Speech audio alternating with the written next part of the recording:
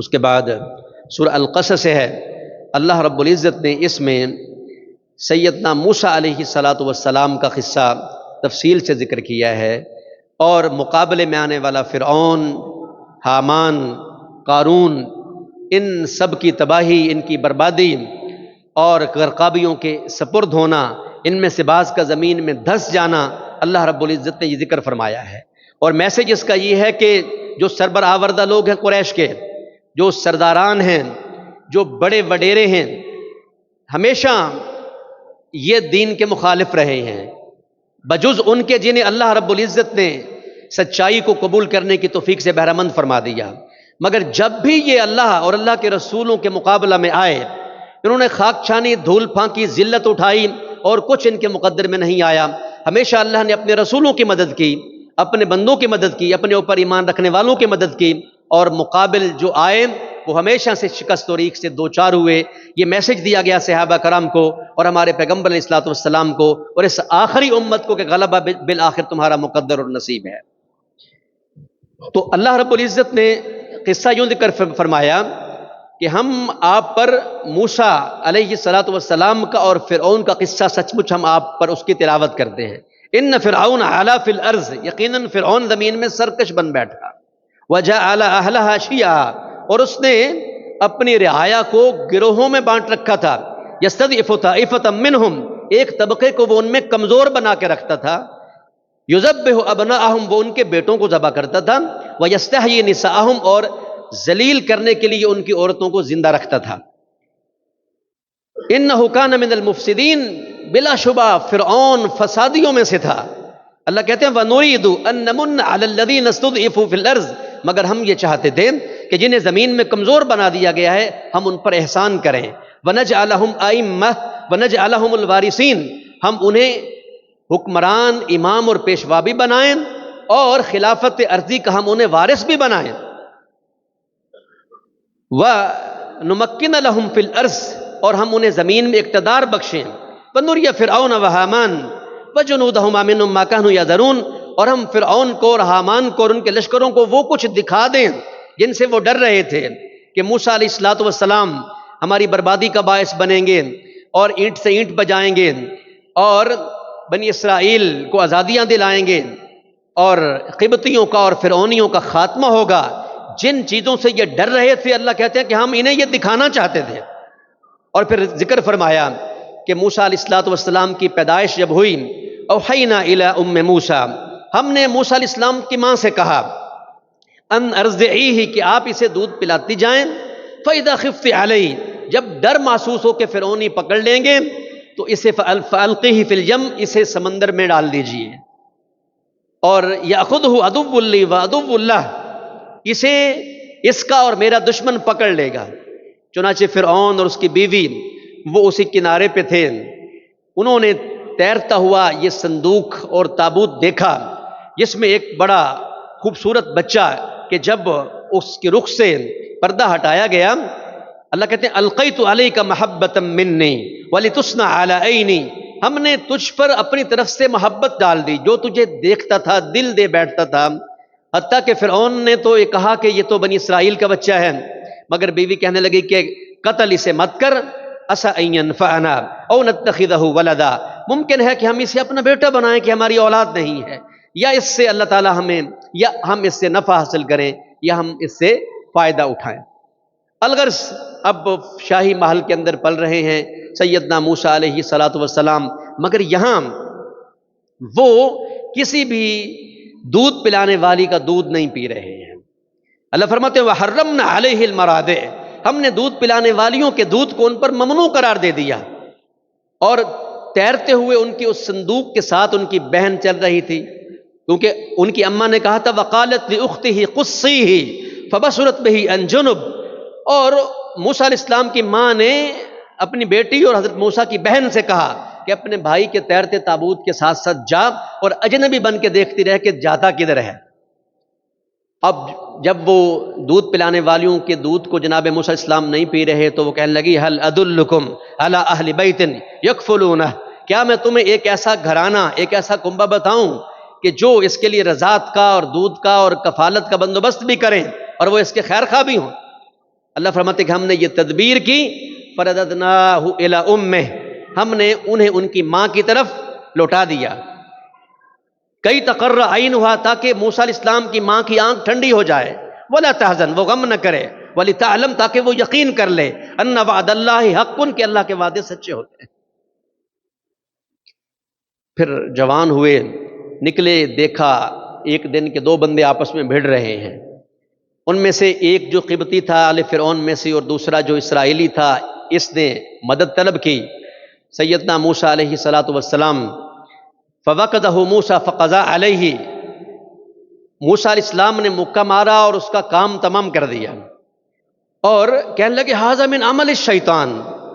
یوں اس طرح قتل پیغمبروں کا طریقہ نہیں، سنت نہیں، میں نے تو محض اس کو ڈانٹ ڈپٹ کرنا چاہیے، مگر یہ اگلا عمل یہ شیطان کے عمل میں سے ہے۔ اور پھر اللہ تبارک و تعالیٰ سے توبہ بھی کی، اور جب اللہ رب العزت نے فرمایا کہ موسیٰ و ہارون تم دونوں جاؤ فرعون کے پاس، کہنے لگے انی قتلت منہم نفسا، یا اللہ میرے ہاتھوں تو ان کا ایک بندہ قتل ہوا ہے، تو یا اللہ تو مجھے معاف کر دے، فغفر اللہ رب العزت نے معاف فرما دیا۔ تو سیدنا موسیٰ علیہ السلام اگلے دن آئے تو یہی بندہ کسی اور سے بھیڑ رہا ہے، اب پھر اس نے مدد طلب کی کہ جناب مجھے بچائیے، کہنے لگے انک لغوی مبین، اصل بگڑا ہوا تو ہے، کل ایک بندے کو اس طرح مجھ سے مدد طلب کر کے اس کا کام تمام کروا دیا، آج ایک اور کے خلاف تو مجھ سے مدد طلب کر رہا ہے، اصل خرابی پھیلانے والا، اصل بھٹکا ہوا، اصل دنگا فساد کرنے والا تو ہے۔ اب جب یہ آگے بڑھے،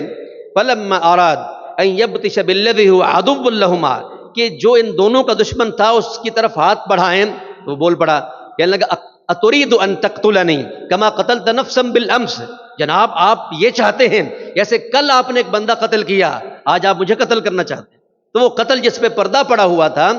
تو اس نے خود ہی گھر کے بھیدی نے لنکا ڈال دی، اور وہ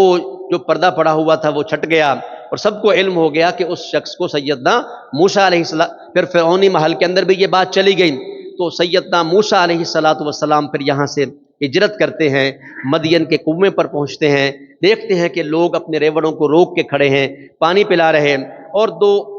عورتیں وہاں وہ بھی اپنے ریوڑوں کو ہانکے اور روک کے کھڑی ہیں، آگے بڑھے، ڈول ڈالا، پانی نکالا، ان کے ریوڑ کو پانی پلایا،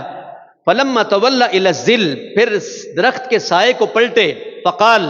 اب یارو مددگار ہیں، مہاجر ہیں، مسافر ہیں، کہنے لگے رب انی لما انزلت الی من خیر فقیر، یا اللہ میں موسیٰ علیہ السلام تیرے گھر سے آنے والی خیر کا فقیر ہوں، میں سوالی ہوں تیرے گھر کی خیر اور بھلائی کا۔ پھر کچھ ہی دیر میں ان دو لڑکیوں میں سے ایک آئی، فجاءت احداہما تمشی علی استحیاء فقالت ان ابی یدعوک لیجزیک اجر ما سقیت لنا، کہ ہمارے ابا آپ کو بلاتے ہیں، آپ نے جو ہماری بکریوں کو پانی پلایا آپ کو وہ اس کی اجرت دینا چاہتے ہیں۔ چنانچہ یہاں آئے اور مدین کے بزرگ سے بات چیت ہوئی، اور پھر وہ کہنے لگے کہ میں یہ چاہتا ہوں کہ اپنی ان دو بیٹیوں میں سے ایک کو آپ کے نکاح میں، آپ کے عقد میں کر دوں، اگر آپ ہماری 8 سال مزدوری کریں، اور اگر 10 پورے کر دیں، فَإِنْ أَتْمَمْتَ عَشْرًا فَمِنْ عِنْدِكَ، تو پھر یہ 2 سال اگر آپ اپنی طرف سے کر دیں تو یہ تو آپ کی طرف سے ہوگا، مگر طے ہم یہ کرتے ہیں، اور ہماری اس طے شدہ بات پر واللہ علی ما نقول وکیل، اللہ تبارک و تعالی وکیل ہے، اللہ رب العزت آپ کے اور ہمارے بیچ طے شدہ بات پر اللہ تعالیٰ نگران ہے۔ اور پھر یہاں سے جب یہ وقت انہوں نے مکمل کیا اور اپنی اہلیہ کو لے کے گئے، تو آنس من جانب الطور نارا، پہاڑ کی جانب انہوں نے آگ، نور، روشنی دیکھی، کہنے لگے تم ٹھہرو، میں تمہارے لیے کوئی آتش کا، تاکہ کھانے پکانے کا کوئی بندوبست تو انتظام ہو، میں اس کا ارینج کرتا ہوں۔ گئے تو آگے سے آواز آئی کہ موسیٰ جوتے اتار دیجئے، آپ تو پاک وادی میں۔ پھر یہاں اللہ تبارک و تعالیٰ نے سیدنا موسیٰ علیہ السلام سے کلام فرمایا، اور پھر فرعون کی طرف بھیجا اور کہا اپنے بھائی کو بھی لے لیجئے، اور گھبرانا نہیں ہے، اننی معکما اسمع وارا، میں تم دونوں کے ساتھ ہوں، سن بھی رہا ہوں، دیکھ بھی رہا ہوں۔ بنی اسرائیل کو فرعون کی غلامی سے جو ہے وہ نجات دلانی ہے۔ گئے، اپنے معجزے دکھائے، ہاتھ بغل میں ڈالا، نکالا چاند طرح چمکا، لٹ پھینکی، اژدہا بن گیا، جادوگر مقابل آئے، انہوں نے شکست کھائی، ذلت سے دوچار ہوئے، بلکہ انہوں نے حضرت موسیٰ علیہ السلام پر ایمان کا اعلان و اظہار فرما دیا۔ فرعون دشمن بن گیا، کہنے لگا میں تمہیں کھجور کے تنوں پر پھانسی دوں گا، اور میں مخالف سمت سے تمہارے ہاتھ پاؤں کاٹ دوں گا۔ کہ تم موسیٰ علیہ الصلوۃ والسلام سے تو شاید اس سے پہلے ملے ہوئے تھے، تم ان پہ ایمان وہ کہنے لگے فقد ما انت قاض، تو جو کرتا ہے کر لے، ہم تو اپنے رب پر ایمان لا چکے ہیں تاکہ وہ قیامت کو ہماری خطائیں، لغزشیں اور غلطیاں ہماری معاف فرما دیں۔ پھر اللہ رب العزت نے قارون کا بھی ذکر کیا ہے، کہا ان قارون کان من قوم موسیٰ فبغى علیہم، تھا تو یہ اسرائیلی مگر یہ نمک حرامی کرتا ہوا غدار بن کے قبطیوں فرعونیوں کے ساتھ مل گیا، تو خزانے اس کے اتنے تھے، ما ان مفاتحہ لتنوء